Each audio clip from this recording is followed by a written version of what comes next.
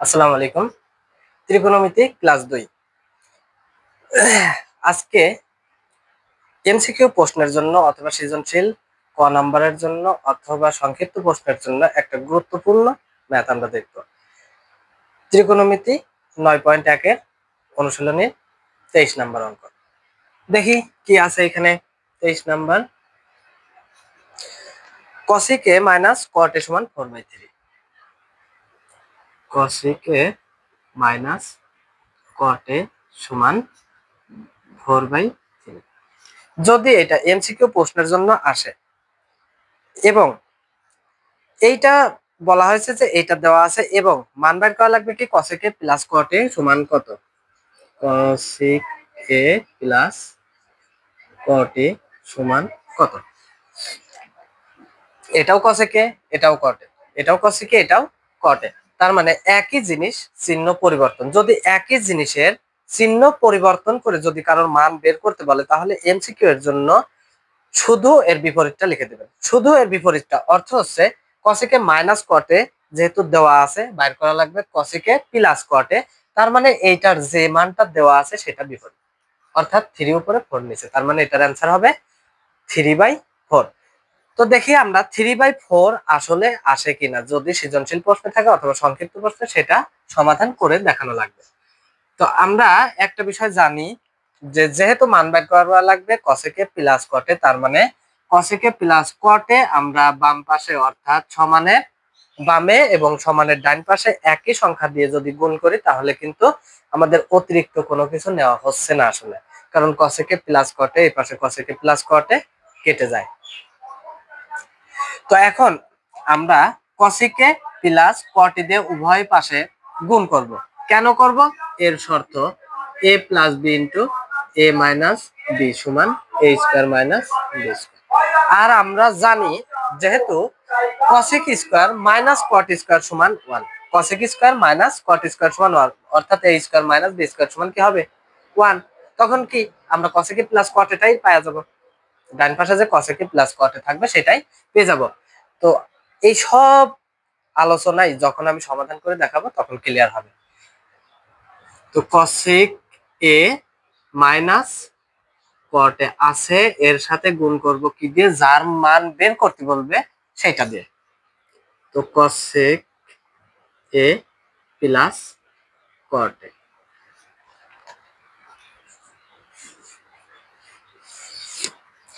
সমান ডান পাশে কি আছে 4/3। 4/3 এর সাথে গুণ করব কি দিয়ে, ওই যে cosec a plus cot a। তো এই cosec a plus cot a এই পাশেও গুণ করতে পারি, আবার এইটা আগে দিয়ে 4/3 পরেও দিতে পারি, কোনো সমস্যা নাই। cosec a plus cot a বা cosec a minus cot a cosec a plus cot a, অর্থাৎ a plus b into a minus b। a বলতে এখানে যায় এখানেও তাই, b বলতে এখানে যায় এখানেও তাই। তাই সূত্র প্রয়োগ অবশ্যই করা যায় যে a plus b into a minus b। a plus b into a minus b সূত্র কি, a square minus b square. সূত্র প্রয়োগে আশা করি কোনো সমস্যা নাই। সমান 4/3 into cosec a plus cot a। এখন আমরা জানি যে cosec square minus cot square সমান 1, এটা সূত্র। cosec square minus cot square সমান 1 যারা সূত্র দেখেন নাই কমেন্ট বক্সে ভিডিও দেওয়া আছে, সূত্র দেখে নিন। সেখানে দেখানো হয়েছিল যে sin square plus cos square এইটাই শুধুমাত্র প্লাস করলে 1 আসে, বাকি যে দুইটা থেকে 1 আসবে সেটা অবশ্যই মাইনাস করলে, অর্থাৎ cosec মাইনাস cot সমান 1। তার মানে এটা লেখা যায় কি 1 সমান 4/3 গুণন cosec a plus cot a। আমাদের প্রশ্নে উত্তরে যা চাইছে cosec a plus cot a এটাই বাদে, কিন্তু আর বাকি কিছু নাই। শুধু এটাকে সমানের বাম পাশে রেখে বাকিগুলোকে সমানের ডান পাশে নেব। লাইন একটা বেশি হোক সমস্যা নেই, বিস্তারিত আমরা দেখাই। সেটা কি, যেহেতু মান বাইর করব cosec a plus cot a তাই এটাকে আমি সমানের বামে নিয়ে আসবো। তো এইটা তো একা নাই, তো যার সাথে আছে সবাইকেই বামে নিয়ে আসলাম। তার মানে 4/3 into cosec a plus cot a। এইখানে যে একটা সমস্যা করে সবাই, সেটা হচ্ছে যারা বেসিক ধারণা একটু কম তারা করে যে চিন্তা করে সমানের বাম পাশ থেকে ডান পাশে নিতে হলে পরে গুণ ভাগ হয়ে যায়, যোগ বিয়োগ হয়ে যায়। এখন কথা হচ্ছে যে এইটা পরিবর্তন হলো না কেন? এই বেসিক বিষয় যাদের ধারণা নেই তাদের এই সমস্যাটা হয়। তাদের এই সমস্যাটা কেন হয়? এই জায়গায় চিন্তা করা লাগবে যে এক্স সমান যদি ওয়াই হয়, তার মানে ওয়াই সমান এক্স। আমি সমানের বাম পাশ থেকে ডান পাশেও নিচ্ছি না, ডান পাশ থেকে বাম পাশেও আনতেছি না, প্রকৃতপক্ষে এইটাকে জাস্ট খালি ঘোরায় দেয়া। মানে এইটা সমান যদি এইটা হয় তাহলে এইটা সমানও এইটা হবে। তাহলে এইটা সমান যদি এইটা হয় তাহলে এইটা সমান কি বাম পাশেরটা হবে, অর্থাৎ 1 হবে। এইটা কিন্তু আমি বাম থেকে ডানেও নিই নাই, ডান থেকে বামেও নিই নাই, প্রকৃত অর্থে আমি জাস্ট ঘুরাই দিছি। তো এখানে তো সুই চিহ্ন চেঞ্জ হওয়ার কোনো চান্স নেই।